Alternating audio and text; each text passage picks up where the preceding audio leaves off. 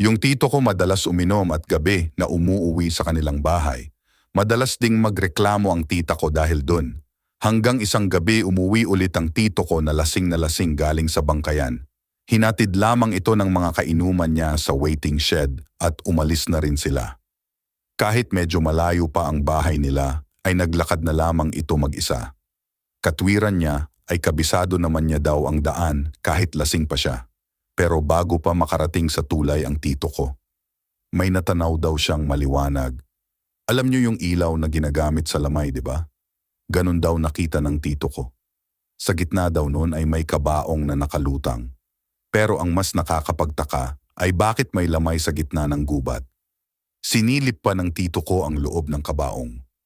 Laking gulat niya nang makita niya ang bangkay na nasa loob ng kabaong.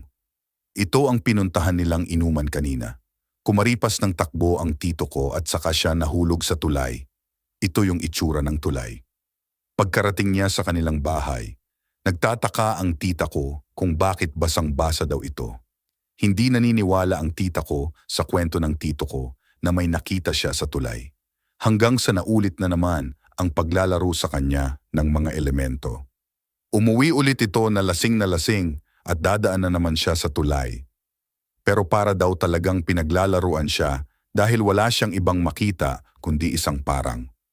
Nang mga panahon na yon ay lumabas din ang mama ko dahil may kailangan daw silang bilhin.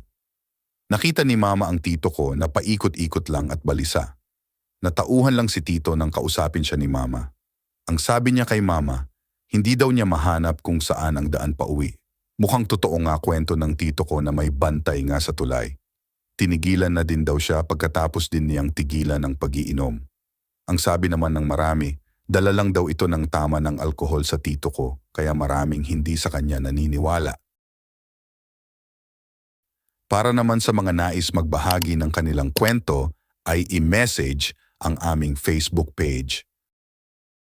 Shoutout na din sa ating mga newest top followers, Jem Siachon, Nancy Mendoza Alcantara, Pinky Omambing, Helen Cañizares Tangaro, Rusilin Laimon, Kuwai Kawai Tanyola TY, Laudime Baldiser Monforte, Rosana Rodavia Morales, DJ Oyet, Arvin Mablia, Gerhard Villarosa, Royet Requesto. Maraming salamat sa inyong pagsubaybay at suporta. Happy 5K followers!